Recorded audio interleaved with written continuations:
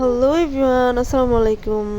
আজকে আপনাদের সাথে আমি শেয়ার করব তরকারির ছোলা মানে পটলের ছোলা কি করে ভর্তা করতে হয়।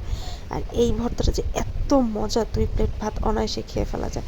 চলুন তাহলে দেখা যাক আমি কি করে পটলের ছোলা ভর্তা করি। প্রথমে আমি পটলের ছোলাগুলো কেটে ধুয়ে তারপর সেদ্ধ করতে দিয়েছি। সেদ্ধ হয়ে গেলে আমি এটাকে সুন্দর করে পাটায় বেটে তারপরে পেঁয়াজ, কাঁচামরিচ, রসুন কেটে নিয়েছি। আর পাশে আমি কিছু শুকনো মরিচ কেটে কেটে রেখে দিয়েছি। শুকনো মরিচ ছাড়া কোনো ভর্তাই মজা লাগে না। একটা কড়াইতে আমি পরিমাণ মতো তেল দিয়ে তাতে শুকনো মরিচটা ভেজে পেঁয়াজ, রসুন, কাঁচামরিচ এগুলো দিয়ে সুন্দর করে ভেজে নিয়েছি। পেঁয়াজগুলো যখন একটু ব্রাউন কালার হয়ে গেছে তখনই আমি বাটা পটলের ছোলাটা দিয়ে দিলাম।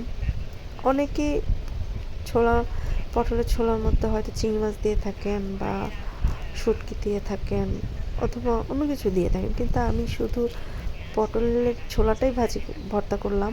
আর এটা খেতে যে এত সুস্বাদু হয়েছে আমি কি বলবো। আমার ছোট বাচ্চাটাও খেয়ে খুব বলেছে যে আম্মু খুব মজা হয়েছে। এই তো আমার ভর্তাটা হয়ে গেছে, দেখেন কি সুন্দর একটা লুক এসেছে। আমি ভর্তাটা একটা প্লেটে বেড়ে নিচ্ছি। দেখুন কেমন হলো অবশ্যই আমাকে কমেন্টে জানাবেন।